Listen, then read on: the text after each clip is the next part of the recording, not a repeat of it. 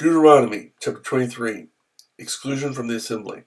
No one who has been emasculated by crushing or cutting may enter the assembly of the Lord. No one born of a forbidden marriage, nor any of his descendants may enter the assembly of the Lord, even down to the 10th generation. No Ammonite or Moabite or any of his descendants may enter the assembly of the Lord, even down to the 10th generation.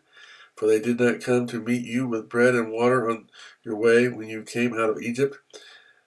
And they hired Balaam, son of Beor, from Pethor and Aram Naharaim, to pronounce a curse on you. However, the Lord your God would not listen to Balaam, but turned the curse into a blessing for you, because the Lord your God loves you. Do not seek a treaty of friendship with them as long as you live.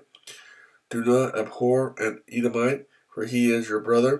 Do not abhor an Egyptian, because you live as an alien in his country. The third generation of children born to them may enter the assembly of the Lord. Uncleanness in the camp. When you are encamped against your enemies, keep away from everything impure. If one of your men is unclean because of a nocturnal emission, he is to go outside the camp and stay there. But as evening approaches, he is to wash himself, and at sunset he may return to the camp. Designate a place outside the camp where you can go to relieve yourself.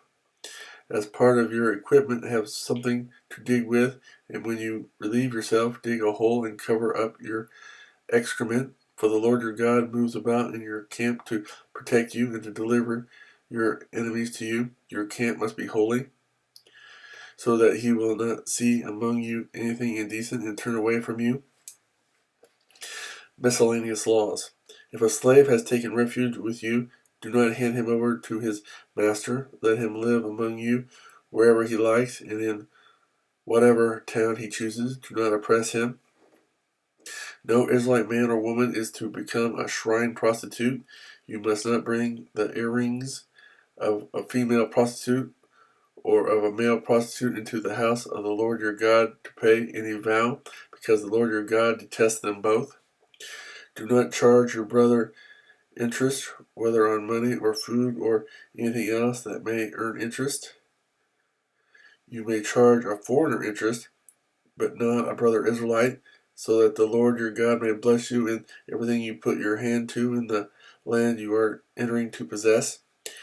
If you make a vow to the Lord your God, do not be slow to pay it, for the Lord your God will certainly demand it of you, and you will be guilty of sin.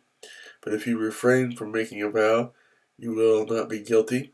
Whatever your lips utter, you must be sure to do, because you made your vow freely to the Lord your God with your own mouth.